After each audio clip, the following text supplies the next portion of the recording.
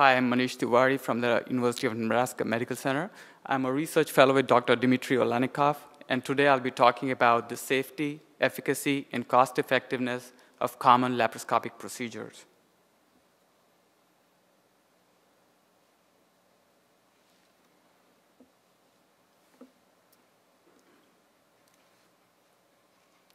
I have nothing to disclose.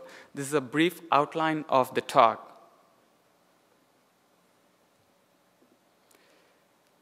As we all know, laparoscopic surgery is characterized by reduced surgical invasiveness, shorter convalescence, and better postoperative and functional results.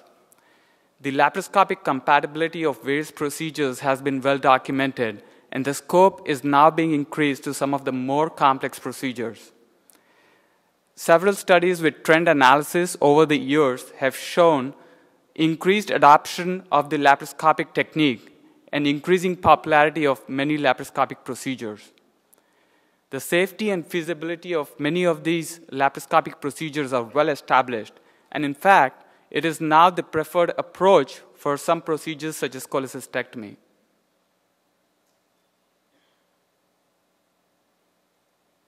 Numerous epidemiologic studies, including retrospective analyses, prospective randomized studies, meta-analyses, and systematic reviews, have evaluated and compared the outcomes of laparoscopic and open surgery. These studies have shown a clear clinical benefit with laparoscopic surgery in terms of lower morbidity and reduced hospital stay. In addition, there's reduced pain and better cosmesis and less hospital costs. Thus, the superiority of the laparoscopic approach has been well demonstrated. It is also well known that surgical outcomes can differ substantially by illness severity and comorbid states. In fact, in the past, laparoscopy was considered unsafe for certain groups of high-risk patients. Despite the well-known impact of illness severity on surgical outcomes, risk stratification with laparoscopic surgery has not been extensively examined. We performed a surgical outcome study to evaluate and compare the safety, efficacy, and cost-effectiveness of common laparoscopic and open procedures for varying illness severity. The goal was to be able to generalize these results over different illness severity spectra. A retrospective analysis of surgical outcomes of 6 commonly performed surgical procedures was performed. These procedures included cholecystectomy, appendectomy, reflux surgery, gastric bypass surgery, ventral hernia repair, and colectomy. A multi-center administrative database from the University Health System Consortium was used for this purpose. This database provides risk-adjusted patient-level data using ICD-9 codes. A 3-year discharge data from 2006 to 2008 was accessed electronically for adult patients. Main outcome measures are outlined here: observed mortality, overall patient morbidity, intensive care unit admission rate, the 30-day readmission rate, length of hospital stay, and hospital costs were analyzed. The outcome measures were stratified by UHC-specific illness severity criteria, and these included minor severity, moderate severity, and major or extreme severity. This is how we performed the data analysis. Significance of the study was set at a p-value of less than 0.01. These are the results with overall and combined risk severity of outcomes of laparoscopic and open procedures. A total of about 208,000 patients was included in the study. The observed mortality for all these procedures was found to be significantly reduced with the laparoscopic procedure. In fact, for cholecystectomy, you find that the laparoscopic procedure showed an observed mortality of 0.28, whereas the open procedure was 2.49, almost a 10-fold increase in observed mortality with the open procedure. Similar results were seen with gastric bypass, highlighted here. The overall morbidity was also significantly reduced for most of these procedures. For reflux surgery, for example, it was 12.49% for laparoscopic procedure versus 28% roughly for the open procedure. The ICU admission rate, again, significantly reduced with laparoscopic surgery compared to open surgery. The 30-day readmission rate, again, a similar trend, significantly reduced 30-day readmissions with all laparoscopic procedures compared to the open procedures. The length of stay, reduced length of stay with the laparoscopic procedures. And the total costs were also significantly less for all the laparoscopic procedures compared to the open procedures. So the overall outcome showed that laparoscopic procedure is superior to open surgery for all the 6 common procedures that we've analyzed. Next is the minor severity illness. If you look at the top row, the total number of patients, in the minor risk patients, there was a propensity to undergo laparoscopic procedures. So laparoscopic procedure was more favored in the minor risk patients. The observed mortality, there was no significant difference between the laparoscopic and the open patients, demonstrating comparable observed mortality between these 2 groups. The overall morbidity for cholecystectomy, appendectomy, reflux surgery, and gastric bypass surgery was significantly reduced. The ICU admission rate was also significantly reduced with laparoscopic procedure compared to the open procedure. If you look at reflux surgery, for example, the laparoscopic procedure showed about 5% of ICU admission rate, whereas it was almost 4-fold, up to 20% with the open procedure. The 30-day readmission rate, again a similar thing. You find with the minor risk patients, reduced 30-day readmission rate for most of the procedures. The length of stay significantly reduced for all the procedures, and costs significantly reduced or comparable for most of the procedures. I need to point out here that with appendectomy, the costs were significantly higher with the laparoscopic procedure. It was about $7,000 with the laparoscopic patients versus about $6,000 for the open procedure patients. And this has been well documented. This discrepancy in cost with appendectomy procedures has been well documented.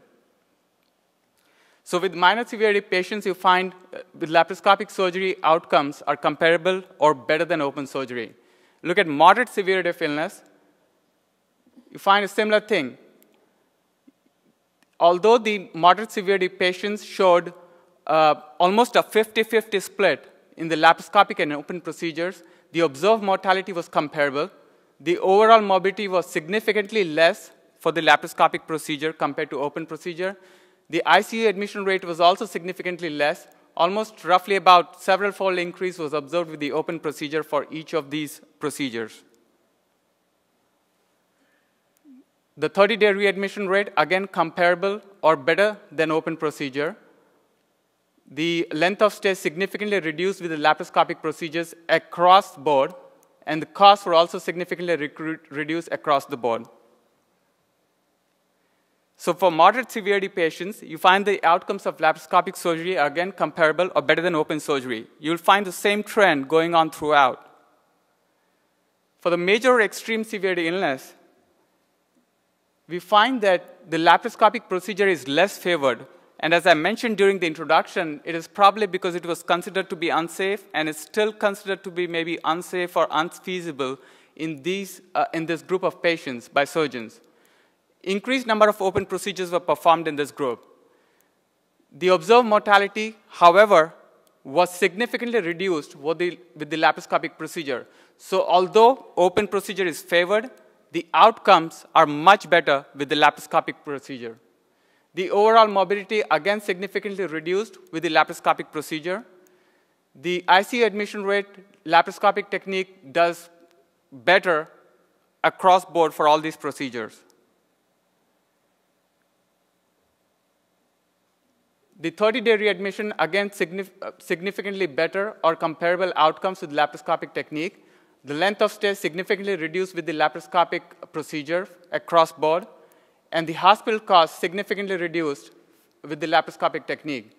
For gastric bypass, for example, it was $32,000 for the laparoscopic procedure versus $58,000 for the open procedure. So for the major extreme severity of patients, although we need to point out that although the open procedure is favored, the outcomes of laparoscopic surgery are comparable or better than open surgery. Conclusions: the laparoscopic surgery offered superior surgical outcomes for all these common surgical procedures, improved or comparable outcomes in favor of laparoscopic surgery across severity of illness spectrum for these common surgical procedures was observed. Risk stratification demonstrated a clear clinical benefit in favor of laparoscopic surgery. So we conclude that laparoscopic surgery is safe, efficacious, and cost-effective for common surgical procedures regardless of illness severity. And I need to point this out, it is regardless of illness severity.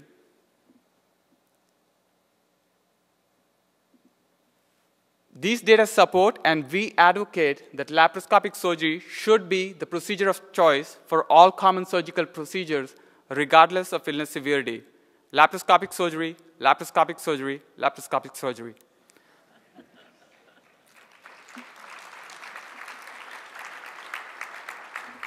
I'd be happy to answer any questions at this point. Thank you. Any questions from the floor? John Morton, Stanford. I heartily endorse the conclusion reached by the paper. I did have some methodology questions. One, for example, is in looking at a lot of this risk adjustment is to take into account all the different variables that can impact it, like bypass, for instance, BMI, and things like that. We have essentially 4 stratification schemes here. Can you explain just a little bit about how those classification schemes are derived from minor all the way up to major? And the second question is, how did you deal with conversions if it started out lap to open? Again, congratulations on the paper. Thank you so much. So the first question is regarding how we classify severity. So the UHC database classifies severity based on the 3M APR DRG groups.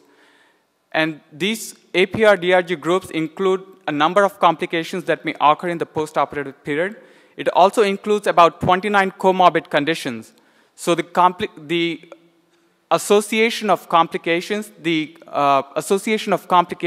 and comorbid conditions includes the minor, moderate, and major extreme severity.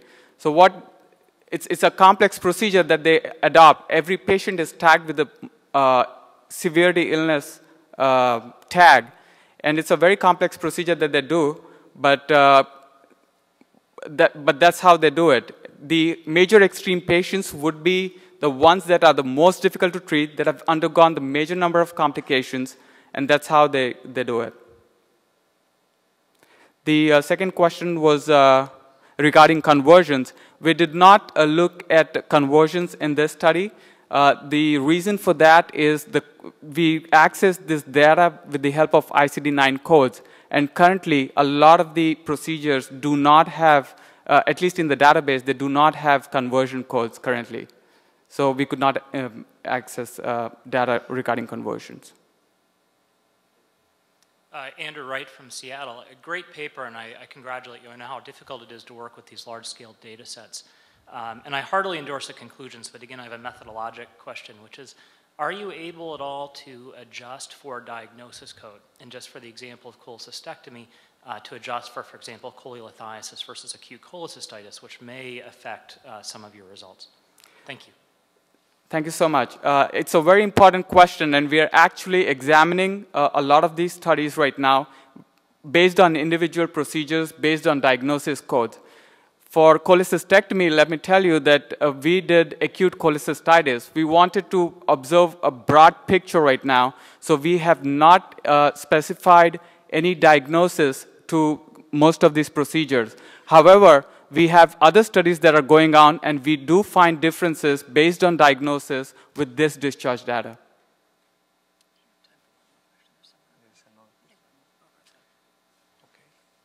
They trained from Fargo, North Dakota. I was listening to the presidential debate yesterday, and there was mention that the patient selection is very important for laparoscopic procedure, and also depend on the experience of the surgeon. So in your study, it seemed to be like advocate laparoscopic surgery, but do you have a chance to look at like what type of surgeons, like what kind of training or experience? Because I believe in the real world, when we have a complex case, when we're going to need a complex surgeon. So if there's a mismatch on that, like complex case handled by inexperienced surgeon with laparoscopic surgery, then I think it makes sense that laparoscopic surgery should be the choice on that situation. It's a very important question about the experience of the surgeon in doing laparoscopic surgery. And let me point out that the UHC database actually collects data from about 100 academic medical centers and their affiliate hospitals. So clearly, there is going to be a big difference between independent centers. But what we believe is in such a huge population data, or such a huge population study with about almost 250,000 patients, the actual estimates are going to regress towards the mean. So what you would observe over here, the techniques, the surgeon experience, those things, it is quite possible that they're not accounted for, but it's quite possible that they actually regress to the mean. And so some centers you may find better experience, better surgeons. Other centers may not have the same experience, not the same surgeon scale. But the results will even out in the end with such a huge population data. So that's what we think is happening. I'll look forward to that study. Thank you. Thank you. Thank you very much for this excellent work. Thank you.